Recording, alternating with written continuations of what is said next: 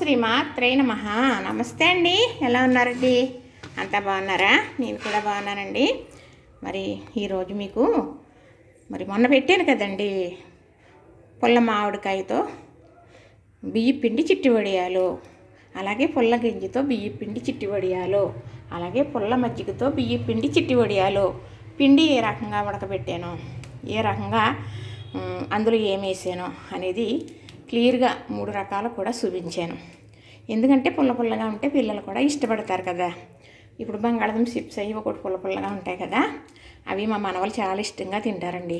మా ఇంటికి వస్తే మా వారు తెచ్చేస్తారు ప్యాకెట్లు, బాబుగారు బాబుకి, చిన్న పాపగారు బాబుకి. అయితే పెద్ద పాపగారు బాబు కొంచెం పెద్దోడు, అయినా ఆయనకు కూడా తీసుకొస్తారు. ఆయన పెద్ద చదువుల మూల ఇంకా రావటం లేదు.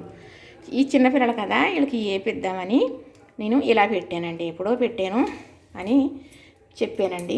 మరి అయితే ఇప్పుడు మళ్ళీ పెట్టాను. ఈ 3 రకాల వడియాలు మనం పెట్టి చక్కగా మీకు నేను అది పెట్టాలంటే ఉడికించాను, పైకి పట్టుకెళ్ళి పెడతానని చెప్పాను. ఇవి అయితే పుల్ల మజ్జిగ అండి. చక్కగా పుల్లట మజ్జిగ ఒక 4 రోజులు ఊరబెట్టాను. 1 లీటర్ పావు ఎంతో ఉంటుందండి. 1 గ్లాసు బియ్యం, నైట్ నానబెట్టిన బియ్యం శుభ్రంగా కడిగేసి మిక్సీ పట్టేసి మరి బాగా మెత్తగా ఆ మజ్జిగ ఎసరు పెట్టి జీలకర్ర, ఉప్పు, పచ్చిమిర్చి అంతేనండి. 1 గ్లాసు బియ్యం అంటున్నాను కదా, 7 గ్లాసుల నీళ్ళు ఎసరు పెట్టుకోవాలి. అదేనండి, 1 గ్లాసు మినహాయించుకుని పిండి కోసం 6 గ్లాసులు ఎసరు పెట్టుకుని మొత్తం 7 గ్లాసులు సరిపెట్టుకోవాలన్నమాట. అలా ఉడికించుకుంటే బాగా ఉడికించుకుంటే జిగురు వస్తుంది. దానివల్ల వడియాలు పువ్వుల్లాగా వస్తాయి, ఇరుగుపోవు, గుల్లగా వస్తాయి. మనం సగ్గుబియ్యం వేయవలసిన అవసరం లేదు. అప్పుడు చెప్పాను, మళ్ళీ ఇప్పుడు కూడా చెప్తున్నాను. ఇవి అయితే పుల్ల మజ్జిగ వడియాలండి. ఇవి పుల్ల మామిడికాయ వడియాలు. పుల్లట మామిడికాయ వేసి 1 గ్లాసు బియ్యంతో ఇది అలా మజ్జిగ వేసాను, కానీ మజ్జిగ వదిలి దీంట్లో మామిడికాయ వేసాను. అలానే జీలకర్ర, పచ్చిమిర్చి, ఉప్పు వేసాను. ఇవి పుల్లట గింజండి. అదేనండి లచ్చించారు పెట్టుకుంటాం. బియ్యం కడిగిన నీళ్ళు ఫస్ట్ కడిగినయేమో సింకులో పంపేస్తామా, రెండోసారి కడిగిన గిన్నెలో పోసుకుంటామా. అన్నం వండిన తర్వాత గింజ అరుతాం. ఆ గింజి చల్లారిన తర్వాత ముందుగా కడిగి పెట్టుకున్న బియ్యం నీళ్ళలో వేసుకుని ఓ పక్కన పెట్టుకోవాలి. అలాగా వారం రోజులు చేయాలి. రోజు 2 పూటలా వండుకునేవాళ్ళు 2 పూటలా వేయాలి, 1 పూటే వండుకుంటే 1 పూటే వేయాలి. పై నీళ్ళు తీర్చేస్తూ మళ్ళీ ఈ నీళ్ళు కడిగిన వేస్తూ అలా పోతూ ఉంటే వారం రోజులకి మంచిగా ఊరిపోయి చాలా మంచి పోషకాలతో లచ్చించారు అనేది ఊరుతుందన్నమాట.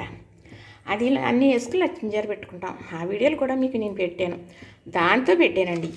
ఇవి ఏమో చక్కగా పుల్ల మజ్జిగ కదా, ఏమో పుల్ల మామిడికాయ, ఏమో లచ్చించారు వడియాలు. చక్కగా ఈ 3 రకాలు కూడా చక్కగా ఎండుకొనియండి. మరి ఈరోజు మీకు వేయించేసి చూపిస్తాను.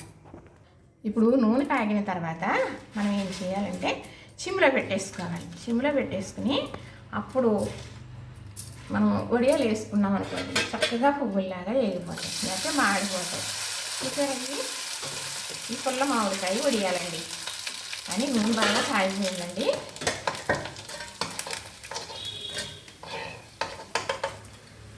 పులుపు ఉంటుంది కదా, ఎరుపు వస్తాయండి. పులుపు ఉంటుంది కదా, ఎరుపు వస్తాయన్నమాట. ఇప్పుడు నేను ఇవి పుల్ల మజ్జిగ వడియాలి.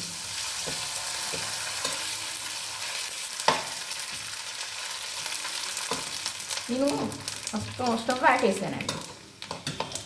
చక్కగా 3 రకాలు ఒక దాంట్లోకి తీసేస్తానండి.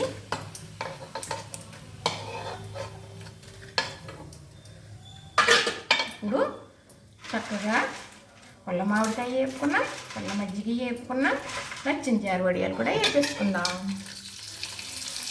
ఇదేనండి లచ్చించారు వడియాలు.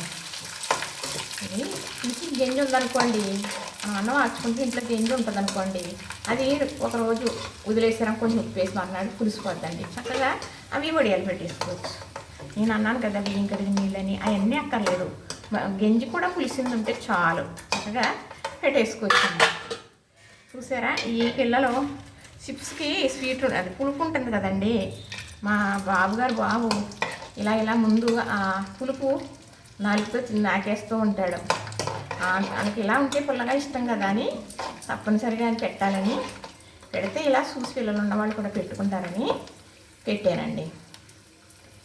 నూనె కాగుతూ ఉంటే ఒకలాగే ఎగుతాయండి. నూనె చల్లారిపోతే ఒకలాగే ఎగుతాయి. బాగా నూనె కాక మీద ఉంటే ఒకలాగే ఎగుతాయి. ఇదేనండి మనం చూసుకోవాల్సింది. చక్కగా స్టవ్ ఆపేసాను, ఎందుకంటే బాగా వీటి ఎక్కువైపోయిందని. చక్కగా ఇవి ఉన్నాయనుకోండి, ఇంకెందులో కారం జిమ్మటం ఉప్పు జిమ్మటం ఏమీ అక్కర్లేదు. ఉడికేటప్పుడు పిండి ఉప్పు వేసాం కదా, పచ్చిమిర్చి వేసాం కదా, జీలకర్ర వేసాం, ఎంత బాగుంటాయో తెలిసాను. మరి పిల్లలు అని అంటారు తప్పండి, పెద్దవాళ్ళు మనం తినవా చెప్పండి కదా. చక్కగా ఇవిగోనండి పుల్ల మామిడికాయతో పిండి వడియాలు, అలాగే పుల్ల గింజితో పిండి వడియాలు, పుల్ల మజ్జిగతో పిండి వడియాలు. ఎలా ఉందో రుచి చూసి చెప్పేనా మరి.